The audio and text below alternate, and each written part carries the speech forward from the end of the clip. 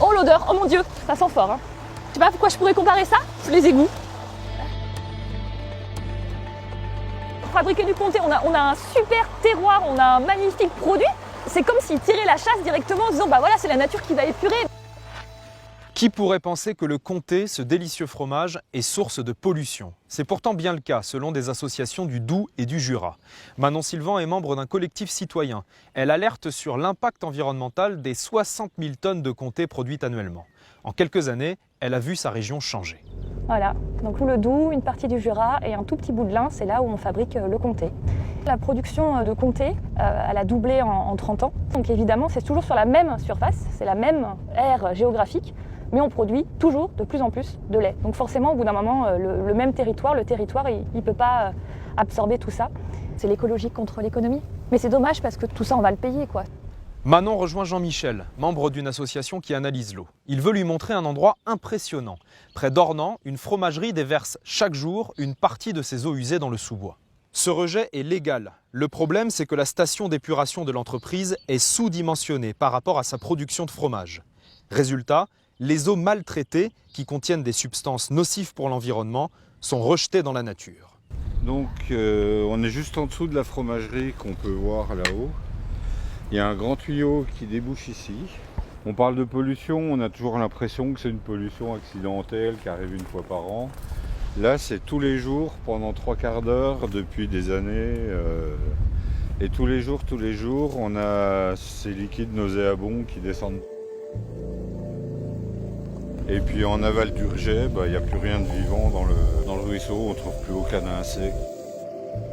C'est de l'eau qui a pu servir à nettoyer les machines, alors qui est passée par la station d'épuration et qui sont plus ou moins bien épurées.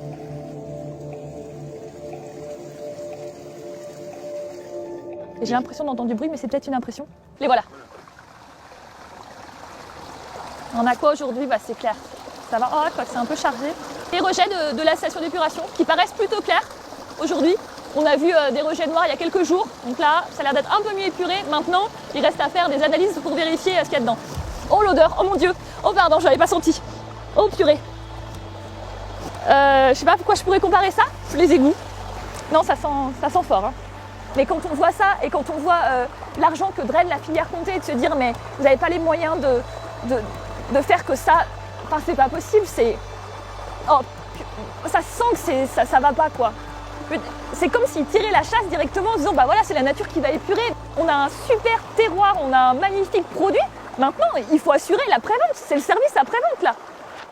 La préfecture du Doubs a déjà mis en demeure la fromagerie à 2 reprises, en 2018 et 2020.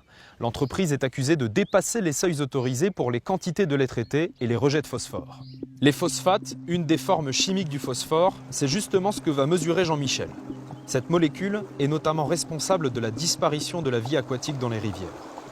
Alors là, je prélève un peu d'eau. On va analyser surtout les phosphates. C'est les fromageries qui nous envoient le plus les phosphates dans les rivières. Ça peut pas être monsieur tout le monde qui pollue avec des phosphates. Et là... 27,9. Là, il y a 27,9 mg de phosphate par litre. Et ils sont autorisés à rejeter jusqu'à 10 mg par litre. Donc on a presque 3 fois la dose. Les résultats d'analyse de Jean-Michel concordent avec les relevés de la préfecture de septembre 2020.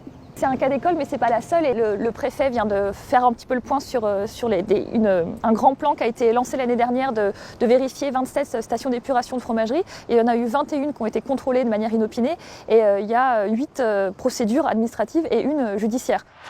Nous décidons d'aller à la rencontre du fromager pour lui demander des explications. Le gérant ne sait pas qu'il est filmé. Il nous assure qu'une nouvelle station d'épuration va bientôt être construite, sans préciser de calendrier. Et avant, on n'était pas bon. Hein, on a mis des produits pour redescendre notre taux de phosphore pour être bon, tout simplement. Et aujourd'hui, tout va bien? Tout va mieux. Qu'est-ce que vous mettez en place pour améliorer justement la qualité des eaux de votre usine? Là, on évacue des eaux qui arrivent sur une autre station pour le moment. En attendant d'avoir la nouvelle station, tout simplement. Elle arrivera quand cette nouvelle station? Ça, après, c'est permis de construire, c'est autorisation, c'est déclaration. Mais pourtant, ça fait longtemps que vous êtes au-dessus que vous Mais faites. quand la station a été faite en 2005, la station elle était aux normes. Ce système-là, il est aux normes des normes de 2005. En 2005, les stations, il n'y en avait point. Ça fait combien de temps que c'est plus aux normes? 2018. C'est long quand même, on est en Ah ben, c'est de la biologie, c'est plein de choses. Il y a 10 fromageries comme nous.